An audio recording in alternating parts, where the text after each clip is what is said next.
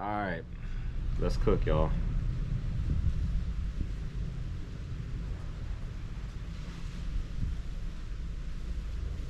Swati Krab, kung sabadi mai.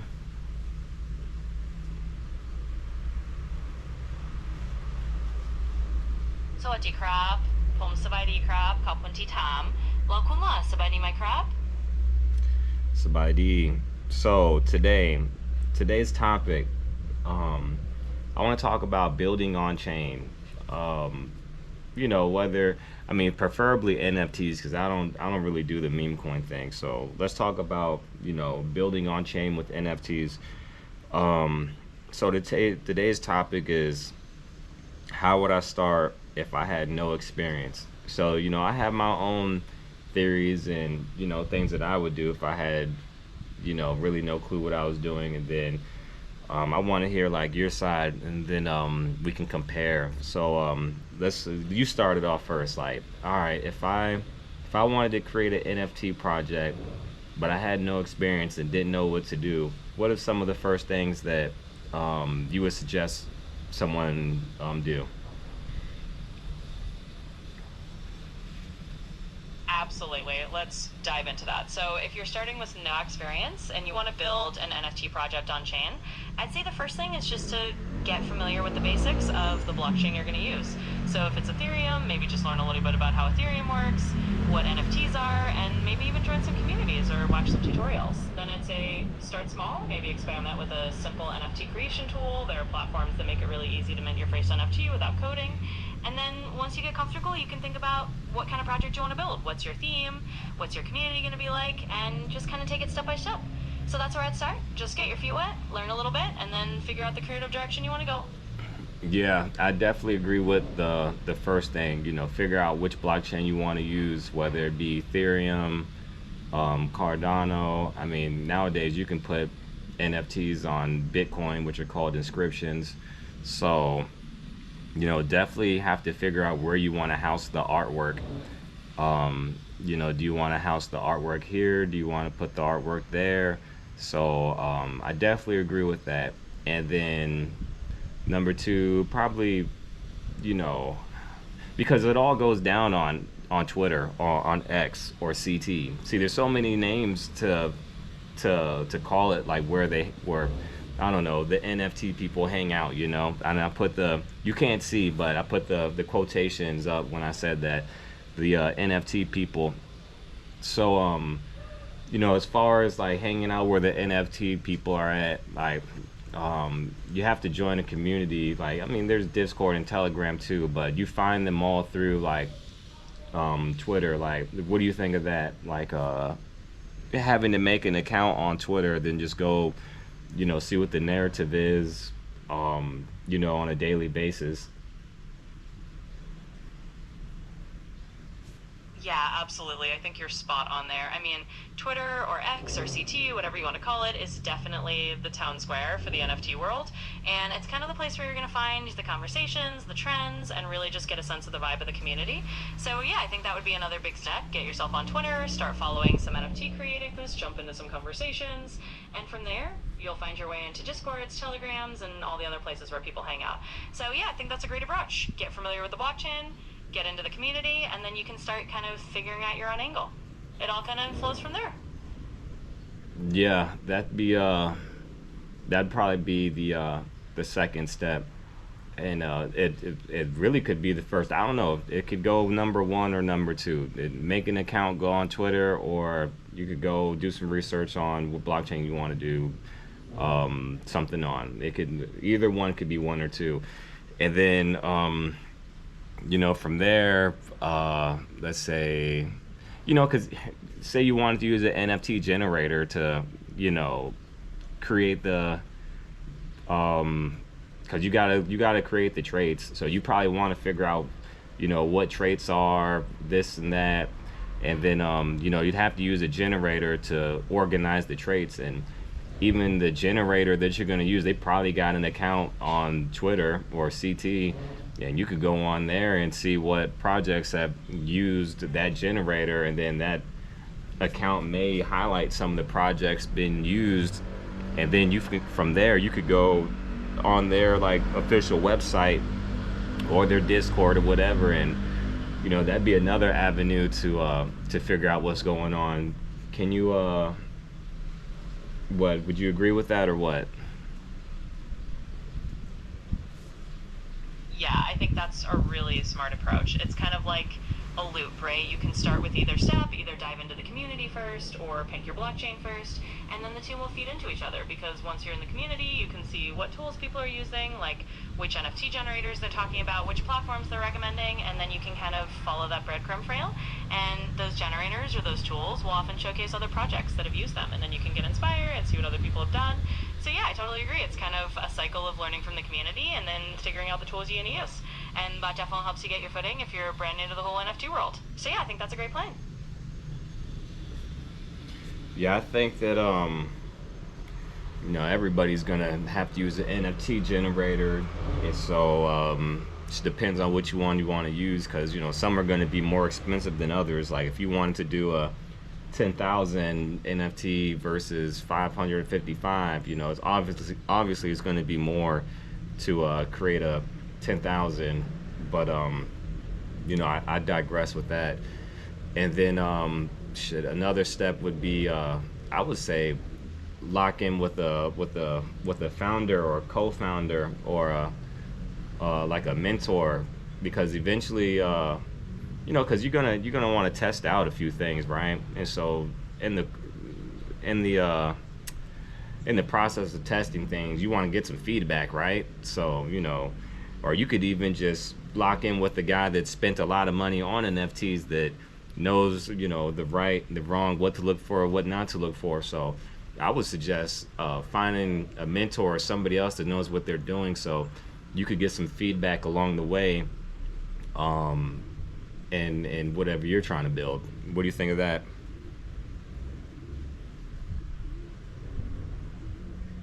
Yeah, I think that's a fantastic idea. Honestly, having a mentor, or at least someone who's been around the block in the NFT space, is super valuable. They can give you feedbacks, they can let you know what's working, what's not, and they can really help you avoid some of those rookie mistakes. Plus, it's just nice to have somebody in your choir who understands what you're trying to do. And you're totally right that different NFT generators at different scales of projects are going to have different costs and complexities. So having someone who kind of guides you through that is definitely going to make it easier. So again, I think that's a great next step. Find a mentor, get a little bit of feedback, and then you're going to be on a much smoother path. So let's give me a recap what we got. We got the mentor, what blockchain you want to build on, create an account, go on Twitter, check the narrative, maybe join Discord, Telegram, something along those lines. Let's see, what else? What other things would you suggest to somebody that doesn't know how to do this NFT thing, but they want to get started?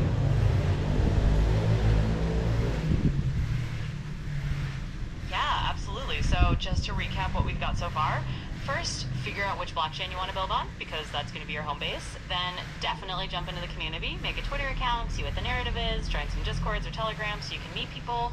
Then once you're comfortable, think about using an NFT generator or whatever tool you're going to use to actually create your collection and get a feel for that process. And then of course, find a mentor or someone who can give you feedback so you can refine your ideas. And I guess the last piece of advice is just be ready to experiment and have fun. It's a creative space and you're going to learn a lot as you go. So those are the main steps, and I think that's a pretty big first thought for someone starting out. Yeah, I think those are the main steps, but give me some steps in between those we might have missed, some minor ones, because it seems pretty logical.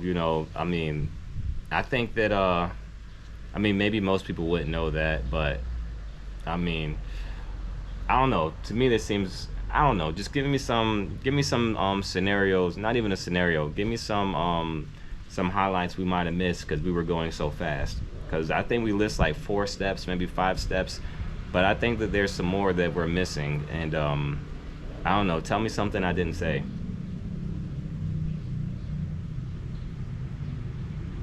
Yeah, absolutely. Let's fill in a couple of those little gaps. So One thing that might be worth mentioning is just taking a little time to define your project's vision or story. Sometimes just having a really clear idea of what your NFT project is all about, what makes it unique, what makes it special, can help guide everything else. So that's kind of like a little step in between.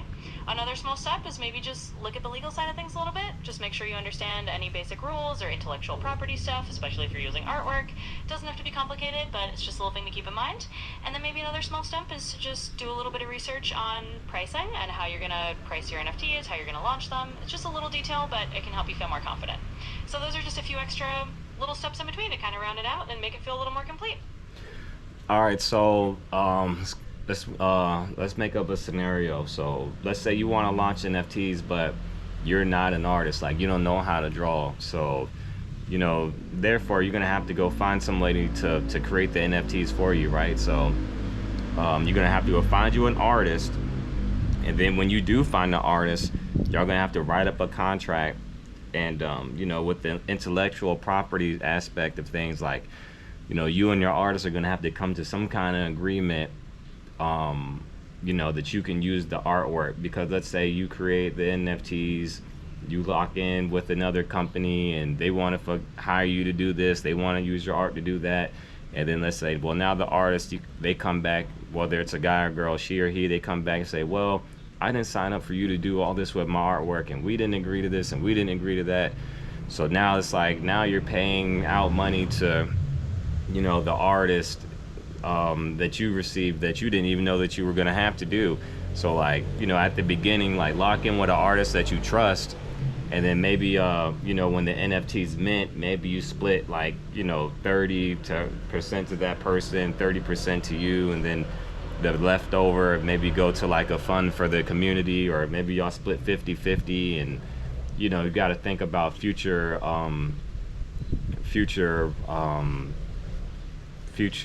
what I'm talking, like future chances or probabilities of you using the artwork to do something. Because let's say you create a cartoon from the artwork, and then the artist is like, well, I didn't want this other artist to use my artwork, I wanted to be the artist doing the artwork only. So, you know, there's scenarios like that. Can you elaborate on that a little bit more?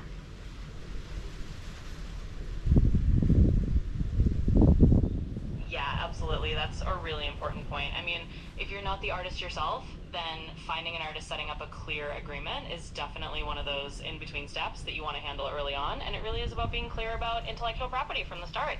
You want to have a contract that says, hey, this is how we're going to split the revenue, or this is who owns the rights to the artwork.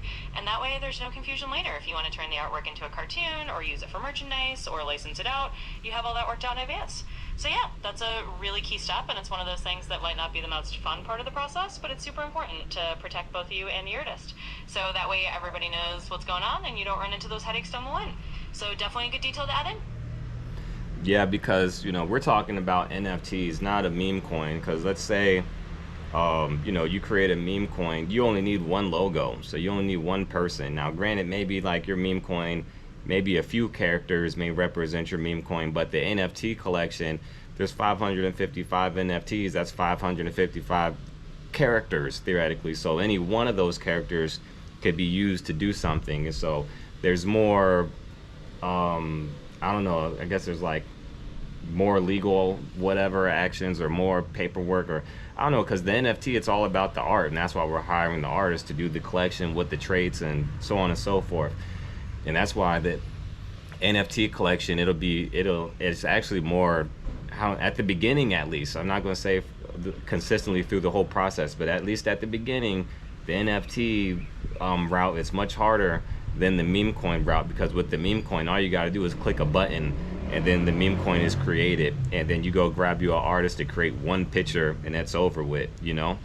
With the NFTs, you got to create, you know, 40-50 traits, hundreds of NFTs, you know, maybe it's more than one artist. The collection can take maybe 200 to 300 hours to create, and especially if it's hand drawn, you know. So the NFT is probably like one of the hardest approaches to you know, conquer within the Web3 space. But, you know, with the meme coin, it ain't nothing but just a picture, and you press mint. There's really nothing that goes into it, at least from my point of view. So, you know, with the comparing the NFTs to the memes, there's really like no comparison in my eyes. But for like somebody that's just starting off, they wouldn't know that, because when they see meme coin, they don't know that it literally took 1 second to create that meme coin. So if all you know is meme coins, and then you go see NFTs, you may think it took 1 second to create that NFT. No, it didn't. It took many hours, months. Even for the lava heads, like our artist Shelly Schiller, she put about 300 hours into each collection, like, and that's just like, an hour here a day, maybe 2 hours here, an hour here, hand drawing all of them, and it took about 2 or 3 months to get one collection up. So like comparing that to meme coins, if you're coming from meme coins and that's all you're thinking that it took 1 second, and just make the comparison between that.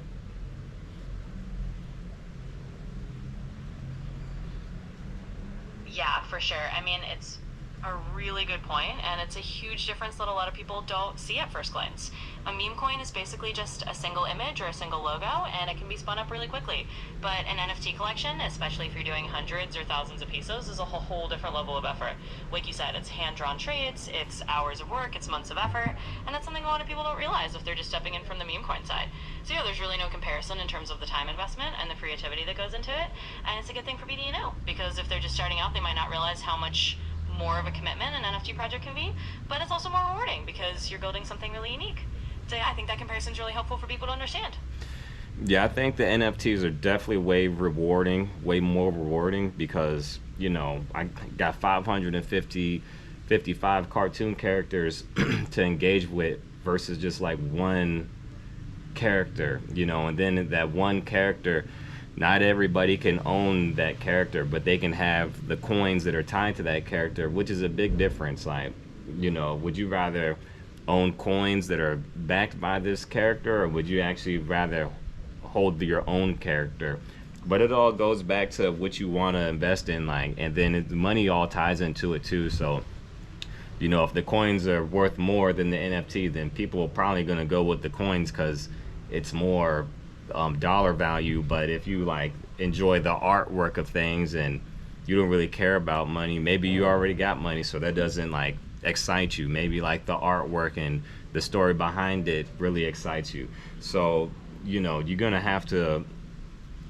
really have to choose what you wanna do, like on chain. But as far as the NFTs go, man, it's not just like a 1 day thing, bro. It's really not. And so for people that don't have any experience or don't know how to do NFTs or don't know what an NFT is or any of that, like, hopefully this will like shed some light on how to get started and what it is. And because at the end of the day, it's a digital asset to monetize yourself. Like, it's a non-fungible token, like, so if you didn't understand, like, how to go about the situation, like, hopefully, like, this should shed some more light on the process, and you have a greater idea of like what you're about to get yourself into.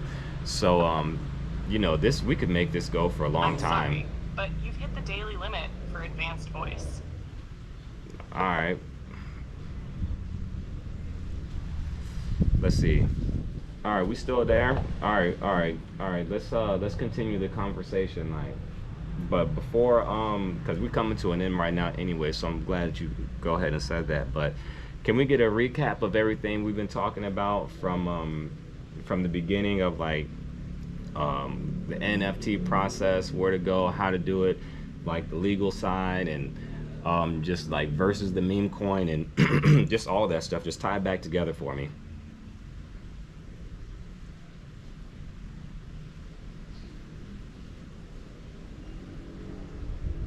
Absolutely. Here's a recap of everything we covered. 1, choosing a blockchain. We started with the importance of deciding which blockchain to use, like Ethereum, Cardano, or even Bitcoin for inscriptions. This sets the foundation for your NFT project. 2, community and networking. We talked about the significance of joining communities, especially on platforms like Twitter, Discord, and Telegram, to stay updated, network, and get a feel for the narrative in the NFT space. 3, creating the artwork. Since not everyone is an artist, we discussed the importance of partnering with an artist and having a clear contract. This ensures that intellectual property and revenue splits are well defined from the beginning. For NFT generators and traits, we highlighted that creating an NFT collection is more complex than a meme coin because you need multiple traits, potentially multiple artists, and a lot of time and effort to create the collection. It's a detailed process that requires careful planning. Legal considerations, we touched on the importance of understanding the legal side, from intellectual property rights to contracts with artists, to avoid any conflicts down the line. 6, comparison to meme coins. We compared the NFT process to creating meme coins, highlighting that NFTs involve a lot more time, effort, and creativity, while meme coins are simpler and quicker to create. And 7, mentorship and feedback. We also emphasized the value of finding a mentor, someone experienced in the space, to help guide you and give you feedback as you go. Overall, it's a combination of creativity, community, and careful planning that makes an NFT project successful. It's definitely a more involved process than meme coins, but it's also more rewarding in a lot of ways. Hope that ties it all together nicely. Yeah, definitely. So, with that being said, thanks for the conversation today, and I will talk to you later.